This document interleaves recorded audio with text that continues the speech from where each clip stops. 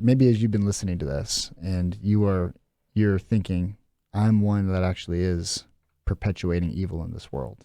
I'm I'm not doing what I should be doing. I'm not reflecting God's goodness into this world as I was created to do. I am sowing seeds of discord through not telling the truth, through trying to lift myself up by tearing others down, by only considering my needs and I'm not considering the needs of others.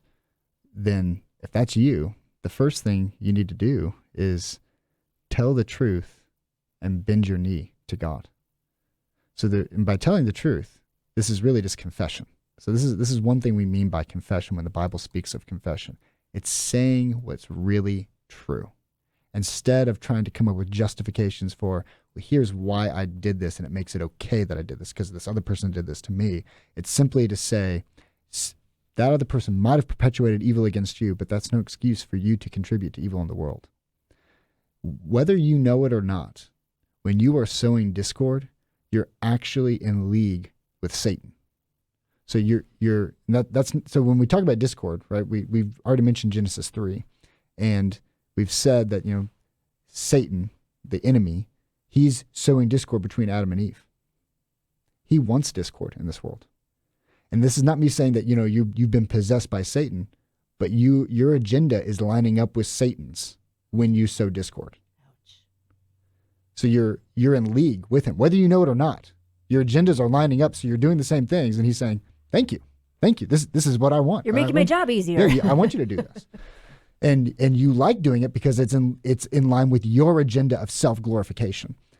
So the first thing we need to do is we just need to tell the truth and say, I am one who is after glorifying myself. And because of that, I find myself in league with Satan. I find myself lined up with the darkness of this world, enjoying it, wanting it, perpetuating it, growing it. The kingdom of darkness is what you are a part of. So you need to confess, I am just contributing to these things in these actions, and I don't want to. I want to stop. Then you get to do the next part. You get to turn to Jesus. Because in the beauty of who God is, Satan and you and I, in our moments of discord, we'll go back to the orchestra analogy, when we are in those moments where we're trying to blurt out our own tune, to sow discord in this world, to try and build ourselves up, what God is actually able to do is to take all of those notes and to make them beautiful. So I remember years ago, I was at a recital when I was in college, and I had a friend who was doing his senior piano recital. He was a music major, and he's getting up there, and he starts playing the piano, and he begins just beautifully, just hitting all these notes, just like it's intricate, it's beautiful.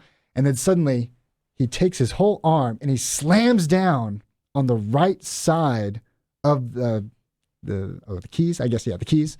And he just begins with the elbow, and then the whole arm just flows down and smacks. And at the moment, it's just so jarring. It's like, oh, what was that? It was this moment of discord introduced. But then suddenly he jumps back to the left side of the keys and he plays beautifully again. And then after a while, the arm goes down on the right side of the keys, and it's another moment of discord. And at first it's very jarring, but then you pick up on this repetition that's going on. And you start to hear the flow of the ocean and what's going on. Oh, cool. That the keys that he's smashing down are the waves crashing. And then the keys that he's playing beautifully are the ocean going back out. And you can actually begin to picture it and see something. We have introduced sin into this world, but God is not at a point where he's, figuratively has his hands up in the air, frustrated, not knowing what to do. When we look at Jesus Christ, you look at a moment of incredible discord. Because God took on flesh and dwelt among us, lived a perfect life, not deserving death then, right? Lived perfectly. And then he dies on the cross. And if you can just take the perspective of the disciples in that moment, watching what's going on, the utter confusion that has to be running through them of this incredible moment of discord. I thought this was the Messiah. I thought this was the one who was going to bring peace to this world, who was going to save us, who was going to make all things right. And here he's dead. He's been crushed by God. What does this mean? This moment of incredible discord, this one that we thought was completely in line with who God is now crushed by God. What does this mean? And then 3 days later, a new note comes and they can say, oh, God had a plan in this all along. So just like that, you can actually look at your own sin and you can see the ugliness of it. And then you can look to Jesus Christ and you can say, but now I can see the incredible beauty of what God is doing in this world. That he's calling me to lay down my arms of rebellion, of trying to sow discord. And now he's making me a sower of truth through Jesus Christ. That he's taken my dead heart and he's made it alive in Jesus by faith. So I don't have to say, okay, I've got to get all the intelligence now to go do this. I've got to make myself completely clean before I go to Jesus. God's word to you is, if you have sin, you have an advocate with the Father, Jesus Christ, the righteous one, who is your propitiation, meaning he took God's wrath for you. So you are in league with Satan. Jesus Christ has taken your punishment on himself and now extends his hand to you and says, come to me, I want you. I want you to be a sower of the truth with me. I don't know how to do that, Jesus, you might say. And Jesus says, I'll teach you.